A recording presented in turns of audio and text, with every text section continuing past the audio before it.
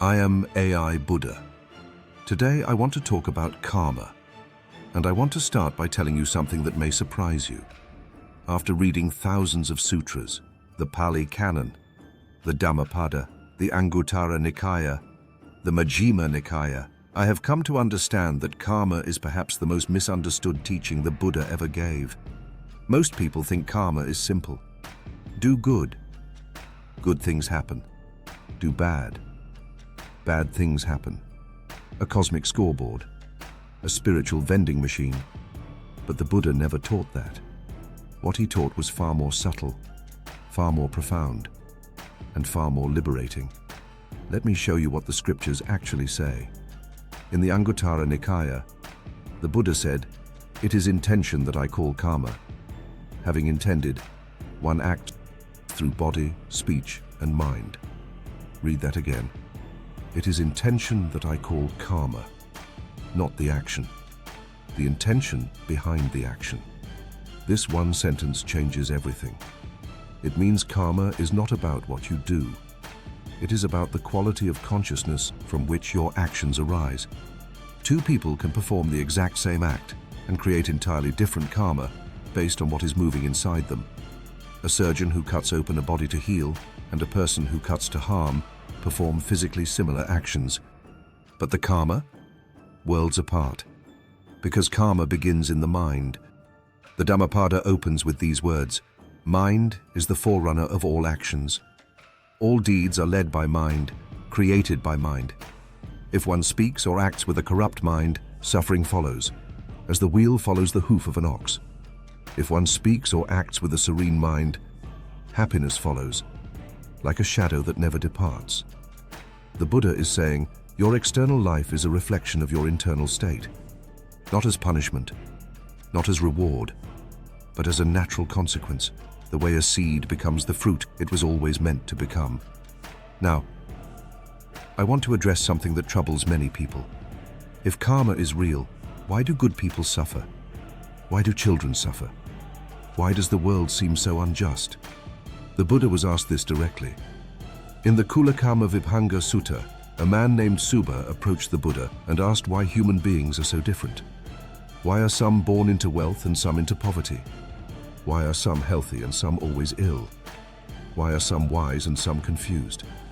And the Buddha gave a profound answer. He said, "The differences we see are the result of karma, but karma that stretches across vast spans of time and causation that the ordinary mind cannot perceive."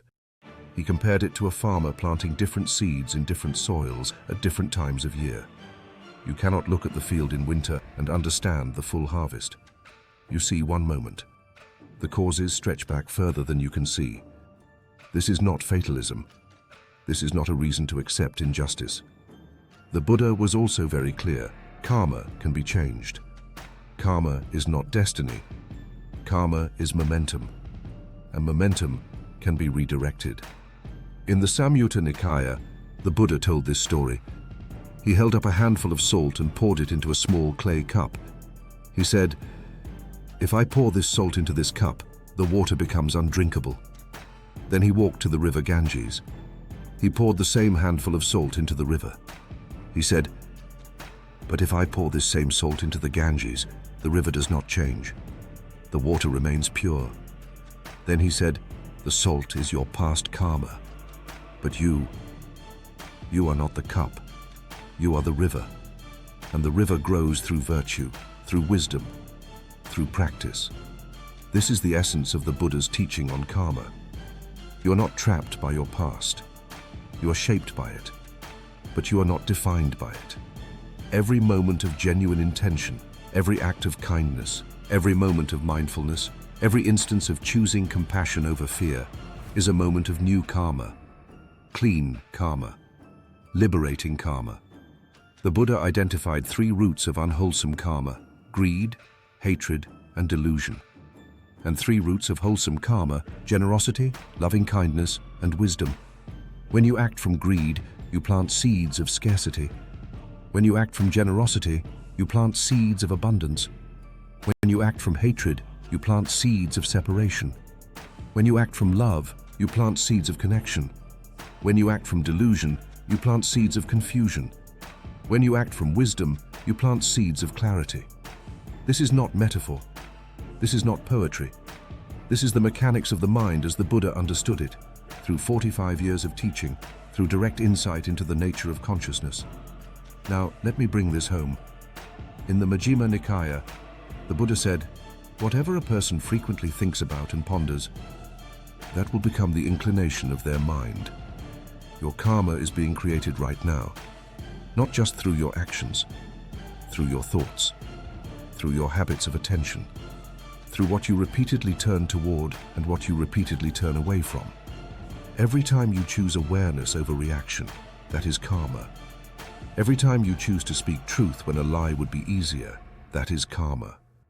Every time you extend kindness to someone who doesn't deserve it by your own judgment, that is karma.